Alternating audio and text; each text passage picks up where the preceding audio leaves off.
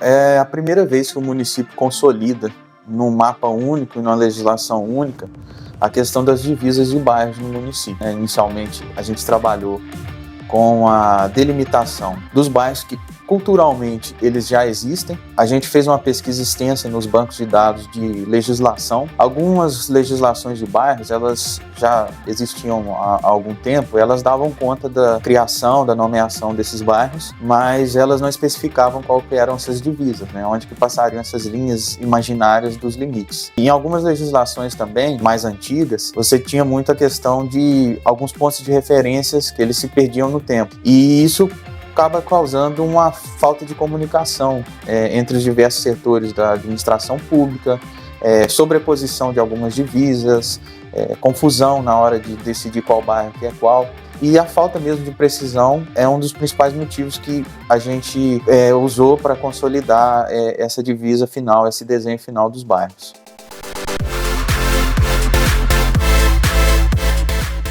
O principal critério que a gente adotou é o critério inicialmente histórico e cultural. Então, os bairros mais tradicionais, mais antigos, a gente priorizou o desenho por eles, e as linhas sempre passando no miolo das quadras. O que significa isso? Tentando ao mínimo dividir as ruas ao meio, ruas principais dos bairros, né? E quando isso não foi possível, tentando as menores extensões possíveis, né, dessas linhas passando em ruas. Também a gente levou em consideração o histórico de expansão, histórico envolvendo os loteamentos que deram origem, as documentações. Outro principal ponto que a gente procurou a estabelecer é o rio como uma divisa principal. Apenas o centro, a Ponte da Aldeia, a Vila Formosa, são os bairros que têm exceção de atravessarem os corpos hídricos, né?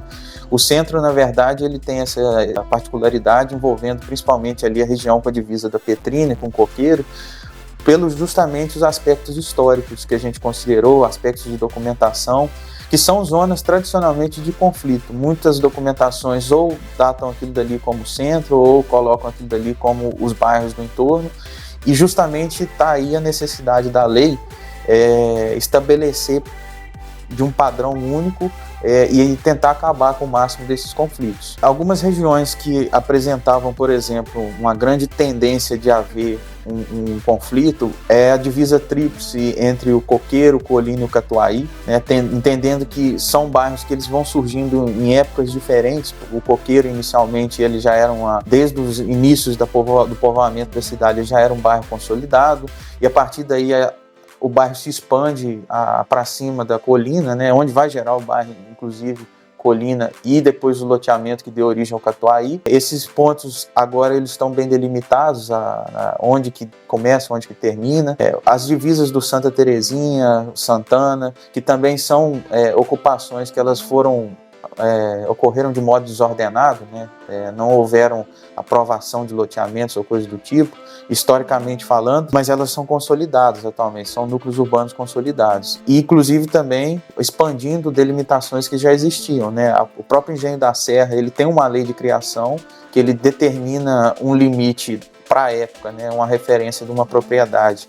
E hoje o bairro ele já se expandiu, ele já passou desses limites, então o que a gente está consolidando nessa lei também é uma revitalização histórica do que foi essa expansão desses bairros, né. Os novos bairros eles já partiram do critério envolvendo as legislações de parcelamento do solo, os projetos aprovados na prefeitura, porque a expansão urbana do município ela ocorreu nesses últimos anos, né, e então você tem zonas de expansão, zonas urbanizadas que foram adensadas, que estão fora do que a gente compreende com aqueles bairros tradicionais, né?